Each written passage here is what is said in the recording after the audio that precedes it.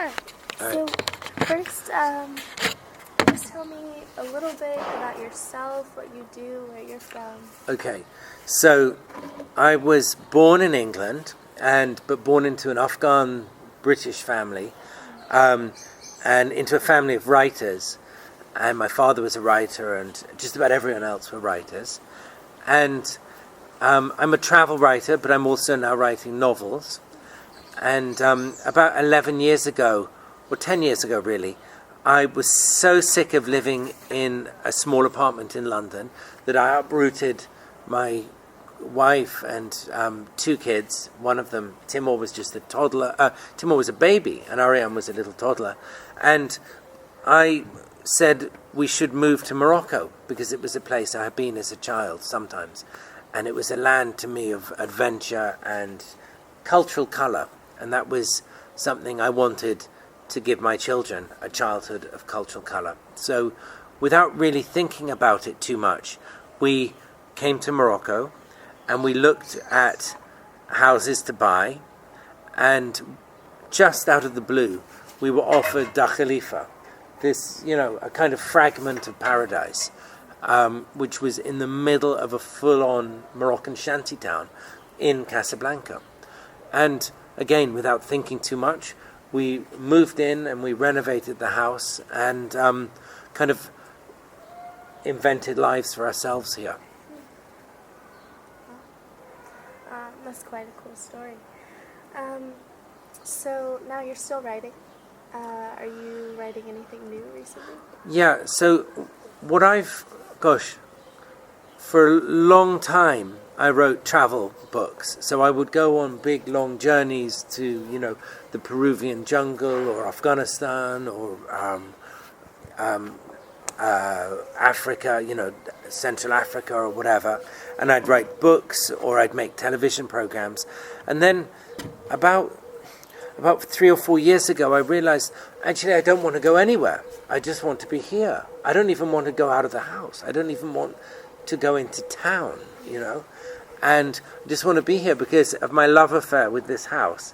So I started writing novels, and I've written a few biggish novels and some small novels. And right now, I've been working on a new project which Timur has been helping me with, which is the big new secret project, which is really aimed at teenagers. And it's really inspired by 1001 Nights, by, the Arabian Nights, which is something which is hugely close to my heart. I grew up with these stories and storytelling and 1001 Nights, and really the magic that is conjured by those stories. So I'm working on a novel inspired by all of that. Great. So now I'm going to ask you a little bit about your beliefs. Can you tell me something that you believe to be true about the fundamental nature of reality, about the world that we live and experience life in? Gosh, I don't know if I'm the right person to answer questions like that, but I can have a go. Well, you are, because it's your opinion. My reality is nobody else's reality. Maybe. Or let me answer it this way. When I was a child, I was brought up to believe that stories were the most important thing in the world, and that they were a kind of magical lifeblood that passes on ideas and information and values and kind of an ancient, primitive, primeval know-how about the world. I was taught that stories were a tool just as they were an entertainment.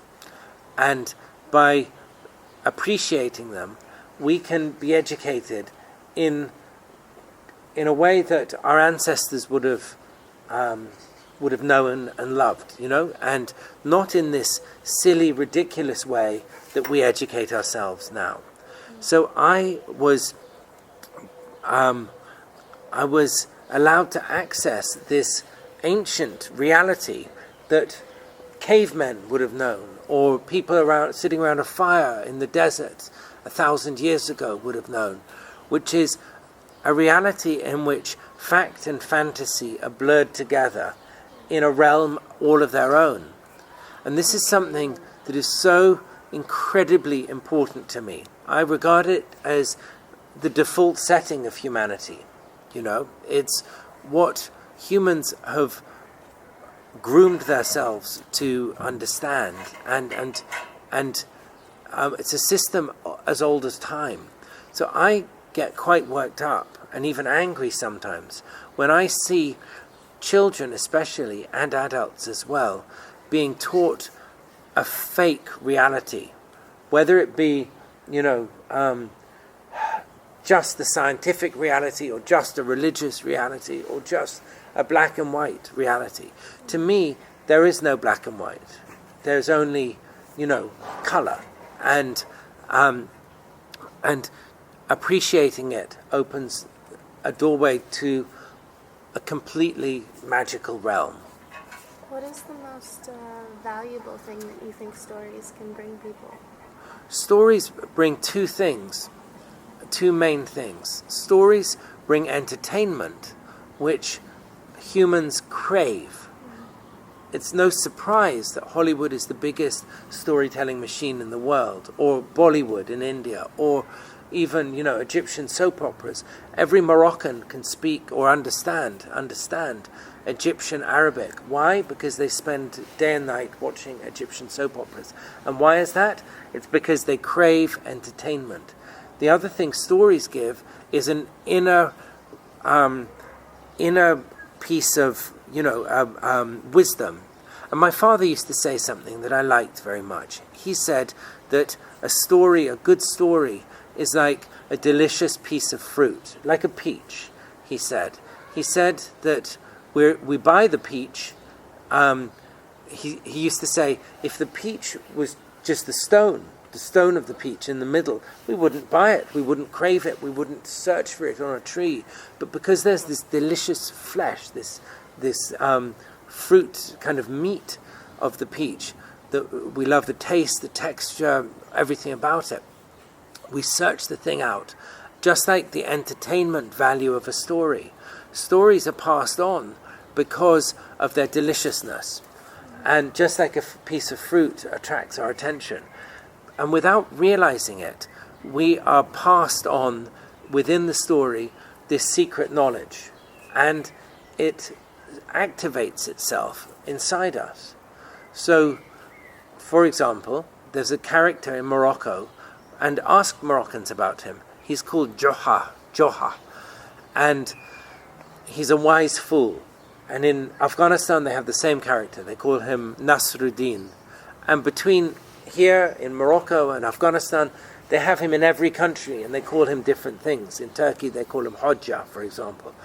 And through this character, wisdom is passed on. And if you look up, for example, the work of the American psychologist Robert Ornstein, you'll see he's worked a lot with Nasruddin's stories, or these stories, and my father published a lot of them, and he's shown that people, their cognitive state changes once they've been exposed to a lot of these stories. They can think clearly because of the strange sort of backward reality of these stories.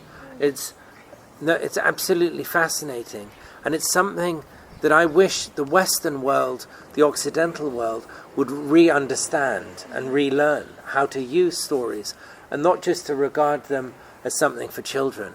Yeah, I agree. I think a lot of the focus in the Western world has to do with some kind of objective. We very much separate what's outside of us, the objective world, and the internal subjective world. But for you, they're always together. They're all the same thing. And I think something so important to me is that, okay, look, I've spent a lot of time in the Western world and lived in Europe and the US and all of that, but I see countries like Morocco or like India. There are no therapists, very few. The therapists are only treating the new rich. Ordinary society in a country like Morocco or India or, sub-Saharan Africa, people I like to say their heads are screwed on right, and tight, because they don't have a neurosis, because they're using stories day in, day out to pass on ideas and values and information, and as a method of kind of grooming each other. Yes, it might be primitive, but what works, something that drives me crazy in Western society, is we have to label everything with the word new before we buy it, which seems ridiculous, because I think we should be labeling things with the word old, because, we don't say Shakespeare's bad because he's old. We say Shakespeare's fantastic because he's tried and tested, Something in the West, I think we need to re-understand. Yeah. Is there anything, through your stories that you feel like you're searching for, some kind of truth that you strive for? Gosh, that's interesting question. I'm always searching for a kind of truth. I'm always searching for levels of humanity and levels of life within culture. I think my favorite thing in storytelling is when one story leads into another, which leads into another, which it leads into another, kind of like descending down through layers. And this is something which is done magnificently in 1001 Nights, the Arabian Nights, what they call in Morocco Alf Layla wa Layla. And it's a device that I think has some kind of almost magical psychological effect to take someone down through numerous interwoven layers. I think in Arabian Nights maybe you go down 10 or 15 stories, and it's a way of almost reaching parts of the brain that aren't reached by conventional life, and but always remember something in the Eastern world and the Orient. People have always known that stories work in this amazing psychological way. There's a lot of there are a lot of papers by people like Yaqub al-Kindi and others from the 8th, 9th century, on how stories work. There's a lot of written treatises on the mechanism of storytelling and how it works. In a way, though, that doesn't matter at all. We don't need to know how something works. I don't need to know how a car works to drive it, I just need to appreciate it, that I can get in my car and drive down the street. So I think often in the West, we get too caught up trying to understand how things work and not trying to value what they are.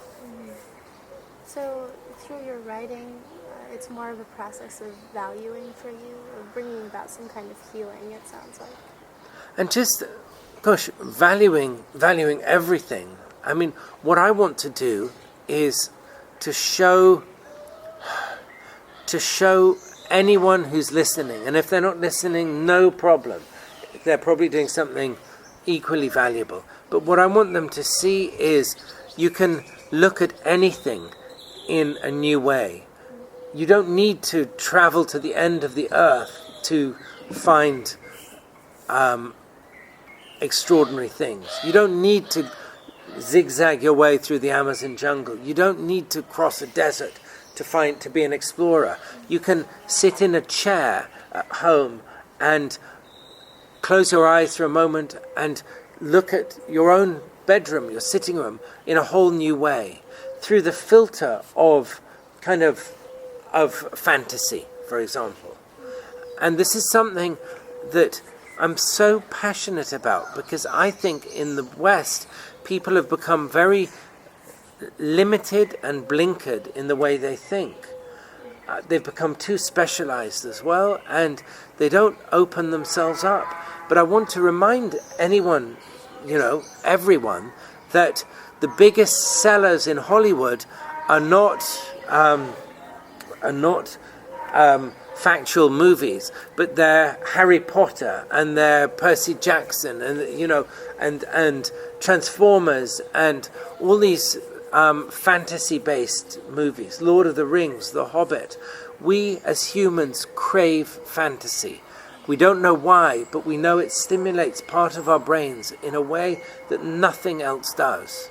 And as a writer, if you want to sell a billion copies of something, it's the obvious thing to be writing, because humans cannot resist fantasy. Do you have any theories as to why? I don't know. I think there's some. I think it's the structure of the human brain. God, look, Western science, Eastern science, we barely know how the brain works, but we know that there are parts of the brain, and I'm no psychiatrist or psychologist, but we know there are parts of the brain that are deeply affected and stimulated when a story is being told. So someone like Professor Robert E. Ornstein in California has put electrodes on people's heads and then told them a story and seen that their brain it's stimulated in this really kind of base way. I just think it's so interesting and important, and it's something to be embraced. I'll say one last thing about it. That all I know is that when I want to tell information on something, I've learnt the best way to do it is to wrap it up as a story. And I could give you a list of facts and figures right now about, the Eiffel Tower, for example. And I can probably bet that after a week or 2 weeks, you would have forgotten a lot of the figures or whatever, or information. But if I wrapped the whole thing up as a story and gave it to you, it's almost like giving someone a little cracker, an hors d'oeuvre with something on it. If I packaged it in a whole other way as a story, you would probably remember it in a much more kind of dynamic way. Because you're giving us context. Because there's a structure to it.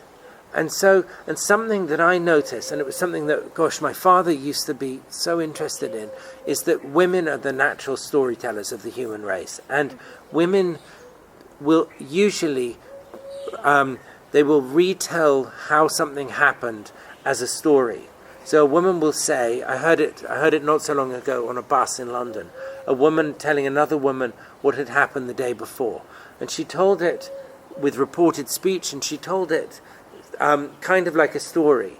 And I was sitting a few seats away, but I was drawn in. I couldn't help myself. And I overheard the whole thing. And the magic of stories is that just that. We can't help ourselves. We don't know why, but we're sucked in. And maybe in the future someone will understand, because we were, cavemen, and this was the only way to pass on a lore. L-O-R-E, folklore. If you think that a society before written language, it needed some way to remember information. So my thinking is stories were the natural thing that developed, That makes sense. You mentioned that people don't have to go outside of their own room in order to explore, but I know that you've done a lot of exploring in your life and traveling. And a lot of times that's filled with going to other countries and making decisions that there's a lot of ambiguity there. Even your decision to just up and move to Morocco. So it seems like ambiguity and then new things and new adventures don't really scare you. I believe so strongly in getting out of your comfort zone, even though this is my comfort zone and all I want to do is be here. I believe that you have to do stuff. It's almost like a piece of grit in an oyster to make a pearl. The oyster would be so much happier if that piece of grit never got into it, but then it wouldn't create this thing the rest of us value. I believe so strongly that travel is the only way to educate yourself. It is so it is such an advanced mechanism for education, but most people don't realize that. And if I had my way, there would be no schools, but people would be forced to go on a journey, and that would be their education. I'm so passionate that the levels of life and the layers of life that you access through travel, whether it's an expedition or even just going down the road to the store, that is the best way to have an adventure and to reach a kind of a new reality. But at the same time, I'm a believer that most people plan journeys too much. Most people are, they'll go on vacation and they'll know where they're going to be staying in every city and eating every meal. To me, what's important is to do zigzag, to be knocked around like a ball in a pinball machine. Do that. Open yourself to possibility and relax. If you relax, you learn to observe, and then you have real adventure. Do you have any other piece of advice to help people understand why it's important to be open to possibilities? How would you tell someone who would say that they're afraid of that? What would you tell them to do? I think what the Western world has taught a lot of people is to be afraid and to plan. And it gives people, these almost like a crutch, and whether it's television or now the internet or whatever. People are trying to get information from all the wrong sources. People are, they're stuck in a kind of twilight zone that they shouldn't be. And our society, human society, Western society, has changed massively in the last century. So it's much more interesting to me to be in cultures, maybe people call it the developing world, like Morocco or in India or other countries, where a much older kind of behavior is going on. I find it much more interesting. And I find that the chains of transmission are much more interesting in older societies like Morocco. For example, I'm sitting on a chair right now, which is made of wrought iron. This was made by a guy who worked for us for years and years, called Mustafa, and they call him a farhoniye, which means like a blacksmith. Mustafa is a ma'allam, they call it, which means a master craftsman, and he's 40 years old. When he was 10 years old, he started as the apprentice to a blacksmith. And he had to work for 10 years to gain his basic knowledge. And he had to, he didn't do a lot of other school, but he learnt through this chain of transmission. And his knowledge, his apprenticeship began, by stoking the fire in the blacksmith's forge, and for cleaning the workshop and that sort of thing. But I'm a big believer in a chain of transmission through an apprenticeship, which is something that has died in the West. And it's in some industries it's being revived, but it's something that's been going on for centuries, and it is a tried and tested technique, just like storytelling is a tried and tested technique for passing on information, and for teaching. I'm quite down on this whole teaching mechanism. And the last thing I wanted to say, that I heard a documentary on the radio a couple of months ago on BBC, British radio, and it had 2 American websites mentioned, and they were saying that that our teaching model in the Western world has now become that a teacher stands in front of a blackboard or a whiteboard. The students, the class are all asleep because they don't want to be there and they think it's boring as hell. And there are 2 websites. There's one called Brain Rush and there's one called the Khan Academy. And they've started, but teaching in a whole new way and a whole new model. Teaching with stories or little videos or whatever. Or even video games. And I'm pretty down on video games. But I do see if it's a teaching mechanism that is incorporating a story or, an older framework, then it works. And then, and we don't, look, I spent my entire childhood sitting in front of a blackboard, half asleep, and not learning anything at all. And we don't need that. We can kind of go back to an older format, which works a lot better. So to be open to exploring and to watch other people do what they do. Exactly. I mean, and learning from people. I mean, in Morocco, you'll see children are learning from an older generation and valuing the know-how of the oldest generation. In the Western world, often older people are put in retirement homes. They're not an embarrassment, but nobody really knows what to do with them. I think what we should be doing is learning from the older generation and learning from, their successes and their mistakes, and really using that as a melting pot of knowledge, documenting. I think all older people, anyone over 75 or 70 should be interviewed day and night for the stories of their lives. Yeah. It's true.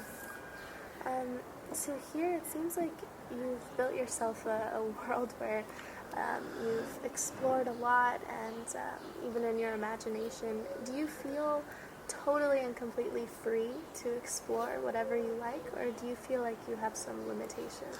I wish, in some ways, that I was, 1,000 times I've wished I was a woman in Moroccan society, because then I could access this whole underbelly that is real Morocco.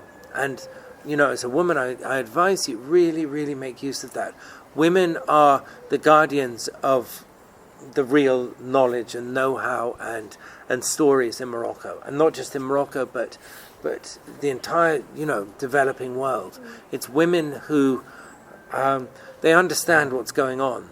And they have this just fabulous wisdom that, and I'm not just saying it because you're a woman, I really, really mean that I look at someone like Zinab, our maid here at Da Khalifa, and she's had an extremely hard life, but is one of the wisest people I've ever met. And yeah, she drives me crazy sometimes because we fight like cats and dogs. But I'm so in awe of her and the way she thinks. And so if I could have anything, I wish I could, sometimes access that world, because it's very closed for men. And vice versa, the man's world is very closed here for women as well. What do you think creates that separation? So the separation between gender is something you find in most Islamic countries, and it's something that you can't help but be affected by, because it touches your life, but at the same time there are huge, I suppose, values to it, because I think the world of women and the world of men have aspects to them which are quite extraordinary. I mean, I know my male Moroccan friends. I don't have very many close friends here, but the ones I do, they would do anything for me, in a way that it's almost something that's often been diluted in the West. Here, friendship, and I wrote this once, friendship is, a friend is not someone you'd go to a bar with just so you weren't there alone. A friend is someone to whom you have duty and respect and honor. And so men tend to have that and women tend to have that. And you do get a sort of crossover sometimes, but in Morocco it's not as common. But yeah, friendship is really the basis. Family and friendship are the basis of Moroccan life. Yeah, I've seen that so far. How do you think that your own culture and growing up where you did and traveling to all the places you've been, how do you think that those experiences have shaped your beliefs on all of this? We were encouraged to travel as kids. And when I was a teenager, I was given tickets, whether they were long-distance train tickets or airplane tickets, to go away. I studied African dictatorships in Africa for my degree because I wanted to I loved African dictatorships because I just thought they were bizarre as hell, and I was encouraged to travel, but we were encouraged to embrace a crossroads of humanity. We were encouraged to search out people and places that were a crossroads. So, and that's why I think we were brought to Morocco, because it looks up to Europe, but it's, they say it's a tree with its branches rising up towards Europe, but its roots deep in the African soil. And to the east is the Arab world, and beyond it is Asia, and to the west is the United States and the New World. And we were really encouraged to embrace it, and never to be fearful of new things and new places. And I think, and most importantly, to surround ourselves with a full spectrum of life and people. That's why, it's great. Look, I just zigzagged through Europe by train with Ariane and Timur, and sometimes we ate in great restaurants and stayed in great hotels. Most of the time we just ate out of supermarkets, and stayed in simple places. But what I liked was we did all kinds of things and met all kinds of people. And I feel so sad when I meet people who, wherever they are in the world, they're stuck in one life. Because I think the greatest thing for us all is to live 1,000 lives at once. The last question is just kind of a vague question, but answer with whatever comes to mind. How do you experience the world? Through what means, through what methods? I experience the world through my love of, like I said, this hybrid of fact and fantasy. And I love to experience the world as well through detail. So I'm rarely looking at the big picture. I'm usually looking at, like on this chair I'm sitting on right now, at the spiral, the iron spiral on one end. I'm not looking at the whole thing. And I think children, children appreciate the world through detail. And I think probably the default setting of us all is exactly that. Not to look at the grand, huge picture, but just to look at what we're holding in our hands. And that, to me, is the way to see the world. Don't look too far ahead. Just appreciate, what you have right here in front of you. That's good advice. Thank you. You're welcome. Sorry.